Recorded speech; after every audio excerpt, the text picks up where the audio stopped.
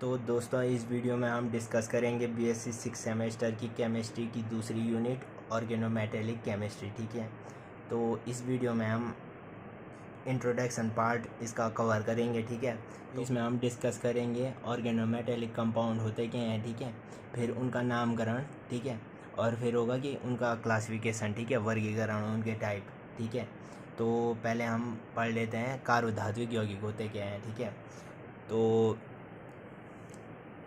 कार्बोधात्विक वे यौगिक होते हैं जिनमें कम से कम एक धातु कार्बन बंध पाया जाता है, एक मेटल कार्बन बॉन्ड पाया जाता है। ठीक है, मेटल और कार्बन बॉन्ड। ठीक है, और ये जो मेटल कार्बन बॉन्ड है, मेटल की जगह मेटलॉइड भी हो सकता है। ठीक है, इसमें मेटलॉइड और कार्बन बॉन्ड। ठीक है, तो मेटलॉइड भी हो सकता है और मेटल भी हो सकता है। ठीक है, तो उन्हें कहते हैं क्या, कार्बोधात्विक यौगिक, मतलब ऑर्गेनोमेटेलिक कंपाउंड। ठीक है, तो कार्बोधात्विक यौगिकों में CO2 SN2 एवं CN नेगेटिव लिगेंडों के साथ साथ बने हुए धातु संकुल भी आते हैं। ठीक है, तो लिगेंड होता है क्या, मेनली जो केंद्रीय परमाणु धातु को चारों ओर से घेरे रखती है। ठीक है, उसे कहते हैं क्या, लिगेंड। ठीक है, ठीक है, तो किंतु NaCN या Na एसीटेट जैसे आयनिक यौगिक कार्बोधात्विक यौगिक नहीं होते हैं। ठीक है, NaCN या Na एसीटेट जैसे आयनिक यौगिक क्या, कार्बोधात्विक यौगिक नहीं होते हैं। ठीक है, और जो ये कार्बोधात्विक यौगिक हैं इनके एग्जांपल देख लेते हैं। C2H5 का होल ट्वाइस Hg। ठीक है, C2H5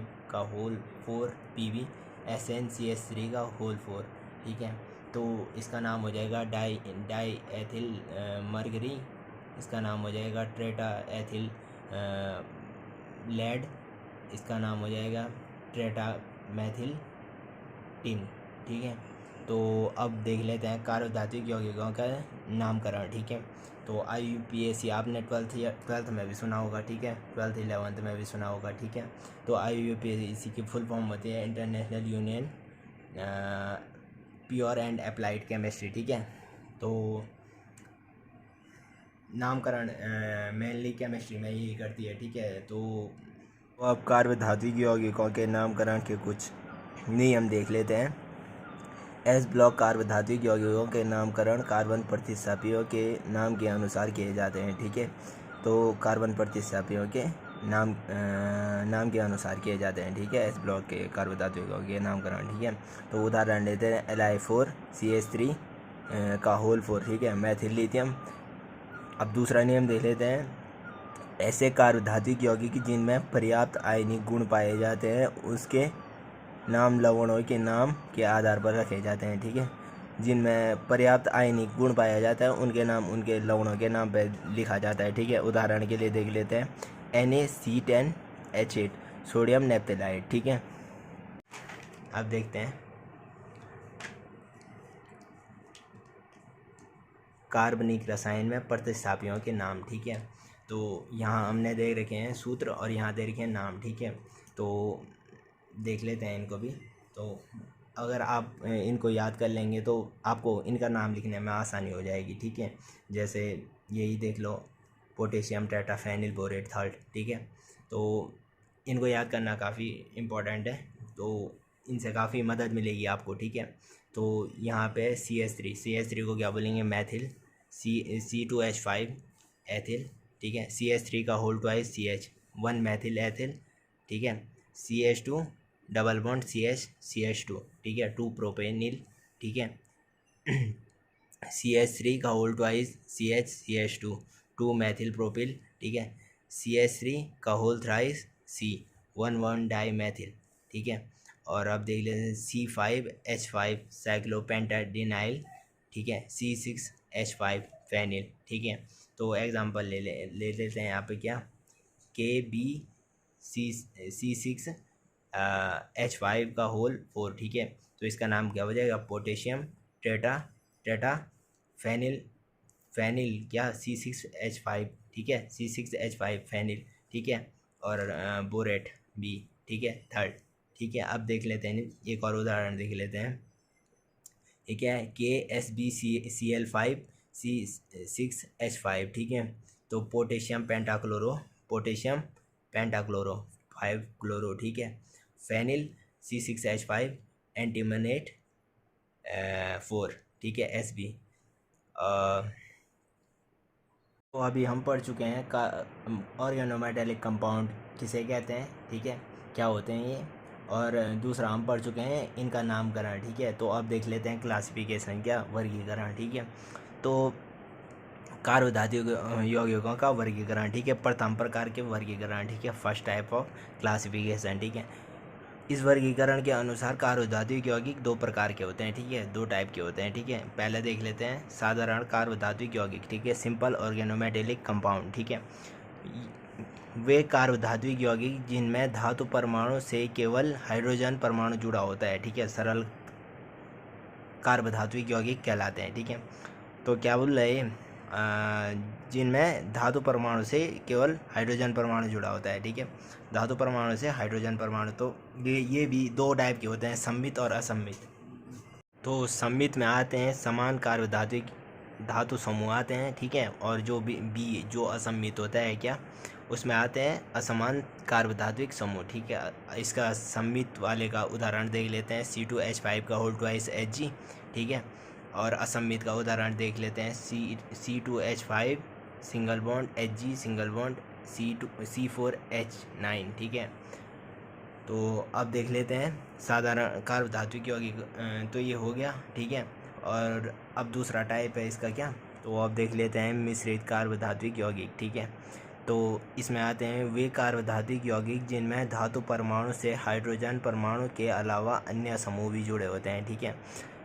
अभी तक क्या हो रहा था, धातु परमाणु से सीधे सीधे हाइड्रोजन जुड़ जा रहा था किसमें, साधारण कार्बधातुक यौगिक में, ठीक है। और अब मिश्रित कार्बधातुक यौगिक जो हैं उनमें क्या, उनमें धातु परमाणु से हाइड्रोजन परमाणु के अलावा अन्य क्या समूह भी जुड़े होते हैं, जैसे RMgX ग्रिग्नॉर्ड रेजेंट ले लेते हैं, ठीक है। तो इसमें अगर यहाँ देख लेते हैं C2H5MgBr, ठीक है, C2H5MgBr, ठीक है। और दूसरा एग्जांपल देख लेते हैं इसका C4H9 का होल ट्वाइस SnCl2, ठीक है। तो अब देख लेते हैं द्वितीय प्रकार का वर्गीकरण, ठीक है, सेकेंड टाइप ऑफ क्लासिफिकेशन, ठीक है। तो इस प्रकार के वर्गीकरण के अनुसार भी कार्बधातुक दो प्रकार के होते हैं, ठीक है। तो पहला है मुख्य समूह तत्वों के व्युत्पन्न, ठीक है, तो इसे देख लेते हैं, ठीक है। इस वर्गीकरण में क्षार धातु एवं क्षारीय मृदा धातु को छोड़कर शेष मुख्य समूह के तत्व आते हैं, ठीक है, जो कार्बन के साथ सिग्मा बंध बनाते हैं, ठीक है। तो एग्जांपल हैं इसके AlCl3 का होल थ्राइस SiCH3 का होल 4, ठीक है। तो अब दूसरा टाइप देख लेते हैं इसका संक्रमण तत्वों के व्युत्पन्न, ठीक है। तो इसमें इस वर्गीकरण में संक्रमण तत्वों के द्वारा पाई बंध युक्त कार्बनिक लिगैंड के साथ बने हुए कार्बधातुक यौगिक आते हैं, ठीक है, क्या, पाई बंध युक्त कार्बनिक लिगैंड के साथ कार्बधातुक यौगिक आते हैं, ठीक है, कार्बधातुक यौगिक पाई बंध के युक्त कार्बनिक लिगैंड के साथ आते हैं, ठीक है। तो ये एग्जांपल देख लेते हैं C2H5 का होल ट्वाइस Fe, और दूसरा देख लेते हैं NiCO का होल 4, ठीक है। तो ये हो गया द्वितीय प्रकार का वर्गीकरण, ठीक है। अब देख लेते हैं तीसरे प्रकार का वर्गीकरण, ठीक है, तृतीय प्रकार का वर्गीकरण, ठीक है, थर्ड टाइप ऑफ क्लासिफिकेशन, ठीक है। तो इस वर्गीकरण में कार्बधातुक यौगिकों के 3 समूह में बांटा गया है, ठीक है, 3 प्रकार के होते हैं, ठीक है, सीधी सीधी बात है। तो पहला है आयनिक ऑर्गेनोमेटेलिक कंपाउंड, ठीक है। इन कार्बधातुक यौगिकों के में उपस्थित हाइड्रोकार्बन मूलक के कार्बन परमाणु पर ऋणावेश रहता है जिससे वे धात्विक आयन से विद्युत आकर्षण द्वारा प्रबलता से जुड़े रहते हैं, ठीक है। तो धात्विक आयन से किससे जुड़े रहते हैं, विद्युत आकर्षण बल द्वारा प्रबलता से जुड़े रहते हैं, मतलब टाइटली जुड़े रहते हैं, ठीक है। तो इसके एग्जांपल देख लो C10H7Na, ठीक है, और ये देख लो R सिंगल बॉन्ड Na, ठीक है, R की जगह आप CH3 C2H5 ले सकते हो, ठीक है, मतलब एल्केन एल्काइन एल्कीन ले सकते हो, ठीक है, और RLi, ठीक है। तो दूसरा देख लेते हैं सिग्मा बंधी सहसंयोजी कार्बधातुक यौगिक, sigma bonded covalent organometallic compound, ठीक है। तो इस वर्गीकरण में वे सभी कार्बधातुक यौगिक आते हैं जिनमें धातु तथा कार्बन के मध्य सहसंयोजक बंध पाया जाता है, ठीक है। धातु तथा कार्बन के मध्य सहसंयोजक बंध पाया जाता है। ठीक है, सामान्य तो इस वर्ग में अधातुओं के कार्बधात्विक यौगिक आते हैं। ठीक है, तो एग्जांपल देख लो, BCH3 का होल थ्राइस, AlCl3 का होल थ्राइस, SiCH3 का होल 4। ठीक है, अब तीसरा देख लेते हैं, बहुकेंद्रीय बंध युक्त कार्बधात्विक यौगिक। ठीक है, ऐसे तत्व जिनमें बहुकेंद्रीय कार्बधात्विक यौगिक बनाने की उच्चतम प्रवृत्ति होती है।